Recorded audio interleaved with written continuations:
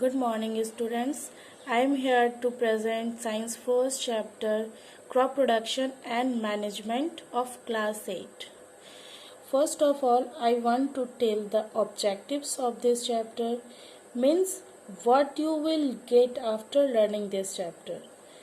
First one is you will know about various steps of agricultural work and how crop production plays an important role in our life so that we do not waste food in any situation.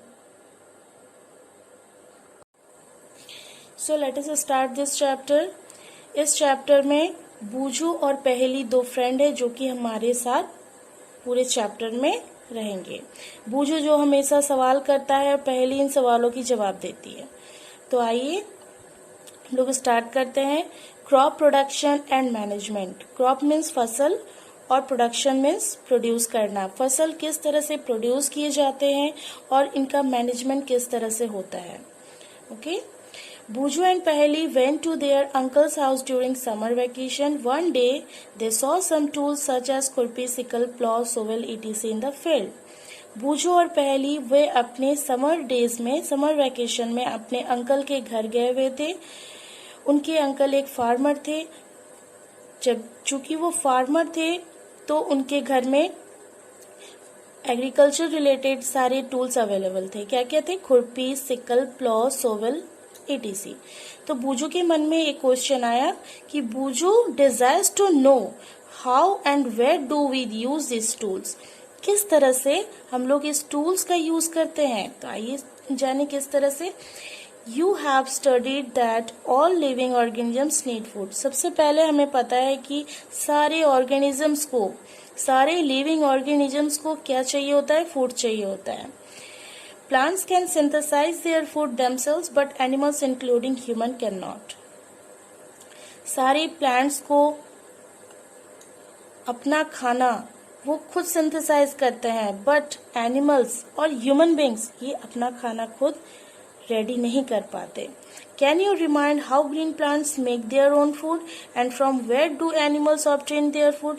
क्या आपको याद है कि plants अपना खाना किस तरह से बनाते हैं और एनिमल्स अपना खाना किस तरह से ऑब्टेन करते हैं।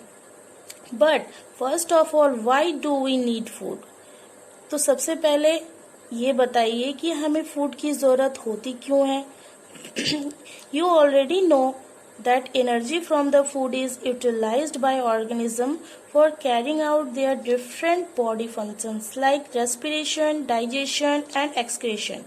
We obtained our food from plants, animals और बोथ।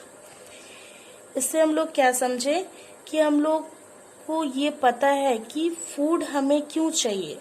फूड से हमें एनर्जी मिलती है और वे एनर्जी हम कहाँ यूटिलाइज करते हैं?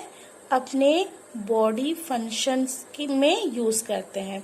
बॉडी फंक्शंस हमारे क्या है? Respiration, digestion and excretion. Body functions को चलाने के लिए हमें एनर्जी चाहिए होता है और ये एनर्जी हमें कहाँ से मिलती है? फूड से।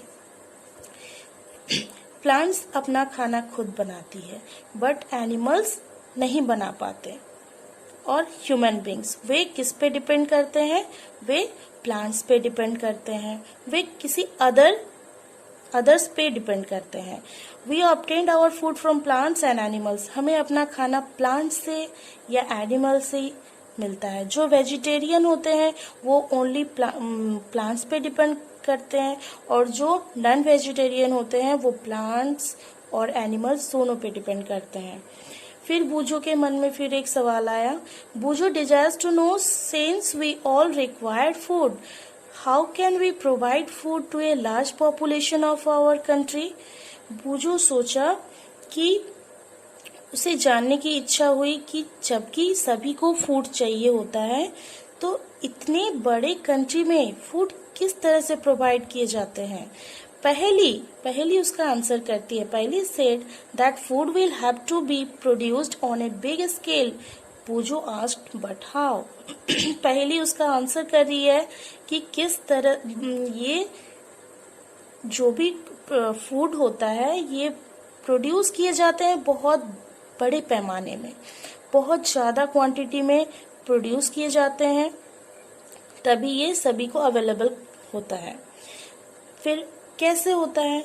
इन order to provide food to a large number of people, proper management, regular production and distribution is necessary.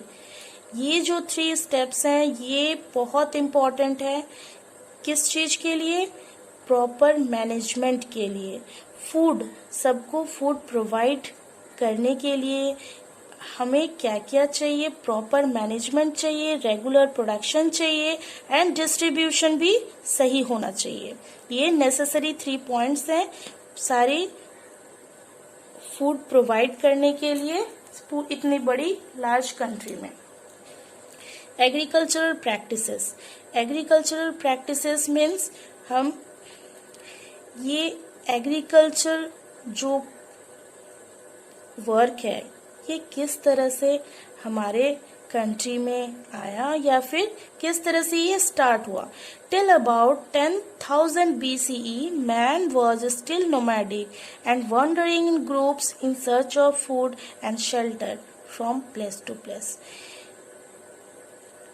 10,000 10 साल यीशु के जन्म के 10,000 साल पहले पीपल क्या थे? नोमैडिक थे और वे क्या करते थे? ग्रुप्स में घूमते थे। नोमैडिक मीन्स वो घुमंतु थे, मतलब वो एक जगह से दूसरे जगह घूमते थे।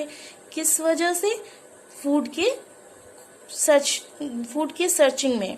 वे खाने और रहने के लिए वो एक जगह से दूसरे जगह घूमते रहते थे, a place to place. He began hunting animals that gave him meat for food. वो अपना फूड के लिए एनिमल्स का हंटिंग करते थे और उसको अपने फूड में लेते थे, खाने में लेते थे। Later on he could grow crop on land and produce wheat and rice. इसी तरह से सालों साल चलता रहा। फिर बाद में क्या हुआ कि उन लोगों को क्रॉप ग्रो करना आ गया। किस तरह से लैंड में व्हीट राइस प्रोड्यूस करते हैं ये उनको आ गया। Thus was born agriculture. इस तरह से एग्रीकल्चर का जन्म हुआ। तो when the same kind of plants are grown at a place in a regular manner on a large scale, it is known as a crop. इसको फिर से पढ़ते हैं, important है। When the same kind of plants are grown at a place in a regular manner on a large scale, जब कोई भी पौधा एक ही तरह का पौधा एक ही जगह में उगाया जाता है तो इसे हम क्या बोलते हैं? क्रॉप बोलते हैं। For example, crop of rice means that all the plants cultivated in a field are of rice. इसका एग्जाम्पल क्या होता है? जैसे क्रॉप ऑफ राइस, राइस के क्रॉप का मतलब क्या है कि ये सारे पौधे राइस के होने चाहिए और ये एक ही जगह में ये पौधे उगाए जाएंगे। Okay, you have already studied that crops are of different types like vegetables, cereals and fruits. These can be classified on the basis of their growing season. आपको पहले से पता है कि हमारे क्रॉप्स के क्या क्या टाइप्स हैं? Vegetables, cereals and fruits. Vegetables, cereals and fruit ये सारे क्रॉप्स के टाइप्स हैं। इनको अपने सीजन वाइज इनको क्लासिफाई किया गया है। कैसे? देखिए, in our country there are different seasons based on temperature, rainfall and humidity in different regions. Accordingly, the following 2 main categories of crops are grown in India. हमें पता है कि हमारी कंट्री में बहुत सारे सीजन होते हैं, बहुत, जैसे रेनी, समर्स, विंटर, ये सारे डिफरेंट सीजन्स होने की वजह से यहाँ पे ह्यूमिडिटी भी चेंज होते रहता है, टेम्परेचर भी चेंज होते रहता है। तो इन टेम्परेचर, ह्यूमिडिटी या फिर इन वेदर कंडीशंस के वजह से हमें सारे क्रॉप्स को डिफरेंट डिफरेंट सीजन के वाइज कैटेगरी में क्लासिफाई किया गया है, बट मेनली टू क्रॉप्स किस तरह से हैं, खरीफ क्रॉप और रबी क्रॉप्स। तो पता करते हैं कि खरीफ क्रॉप कौन से सीजन में होता है और रबी क्रॉप्स कौन से सीजन में किया जाता है। The crops which are grown in the rainy season are known as kharif crops. इनमें हम लोग क्या समझे इससे, जो भी क्रॉप्स रेनी सीजन में उगाए जाते हैं, ग्रो किए जाते हैं, वो खरीफ क्रॉप्स कहलाते हैं। The rainy season in our country is normally from June to September. Examples क्या क्या हैं, paddy, soybean, maize, groundnut and cotton are kharif crops. Kharif crops क्या होता है, जैसे जो भी रेनी सीजन में, रेनी सीजन मतलब बहुत ज़्यादा बारिश होती है वहाँ पे, और ये सारे क्रॉप्स को बहुत ज़्यादा पानी की ज़रूरत होती है।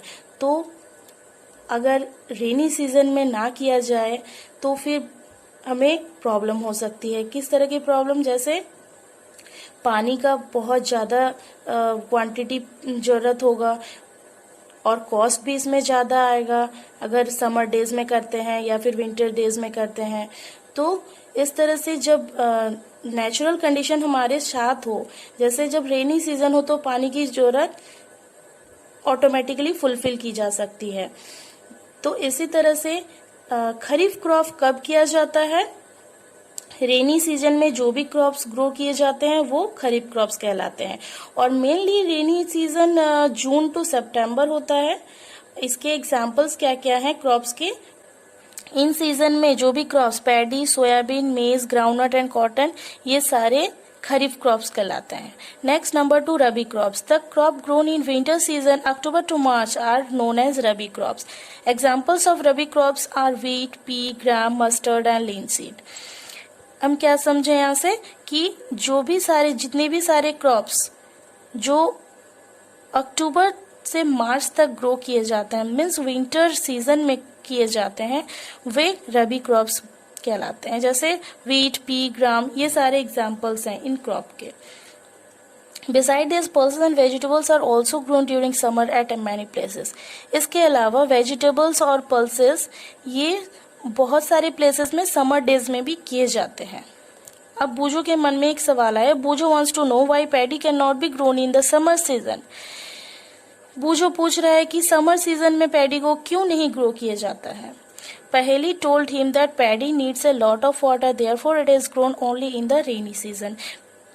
पैडी आंसर करती है, पहेली आंसर करती है कि पैडी को, मतलब धान को बहुत पानी का जरूरत होता है, इसी वजह से ये समर डेज में, समर सीजन में नहीं किए जाते हैं। समर डेज में ऑलरेडी हमें पानी की बहुत ज़्यादा ज़रूरत होती है, तो इससे क्या होगा, हमें बहुत अच्छे तरीके से वाटर अवेलेबल नहीं हो पाएगा। इसी वजह से रेनी सीजन में ही इसे करना ज़्यादा बेहतर है। नेक्स्ट टॉपिक है basic practices of crop production. Basic practices का बोलने का ये मतलब हो रहा है कि जो भी, जितने भी जरूरी चीज़ें क्रॉप प्रोडक्शन में, जितने भी इम्पोर्टेंट स्टेप्स होते हैं वो क्या क्या होते हैं, हम आज इसमें पढ़ेंगे। कोई भी, मान लीजिए आप घर पे भी कोई प्लांट लगाते हैं तो उसके लिए आपको कुछ ऐसे एक्टिविटीज या फिर कुछ प्रिपरेशन करना होता है। तो किसी भी क्रॉप प्रोडक्शन में बहुत सारे स्टेप्स जो जरूरी होते हैं वो क्या क्या होते हैं। Cultivation of crops involves various activities perform by farmers over a time period. You may observe that these activities are also similar to those carried out by a gardener or even by you for growing the ornamental plants in your house. These activities or tasks are referred to as agricultural practices which are given below. इसका मतलब क्या हो रहा है कि बहुत ऐसे task perform करने होते हैं फार्मर्स को। कब? क्रॉप प्रोडक्शन के पहले। हम जब अपने गार्डन में कुछ कोई पौधा लगाते हैं तो हमें भी कुछ कुछ प्रिपरेशन करने होते हैं। फॉर एग्जांपल सॉइल का प्रिपरेशन करना, फिर अच्छे से उसे प्लांट को लगाना, फिर उसके डेली बेसिस में उसको पानी देना होता है। तो कुछ कुछ ऐसे स्टेप्स होते हैं जो कि क्रॉप प्रोडक्शन में जरूरी होते हैं। क्या क्या होते हैं? Number 1 soil preparation, 2 sowing, number 3 adding fertilizers and manure, number 4 irrigation, number 5 protection from weeds, number 6 harvesting, number 7 storage.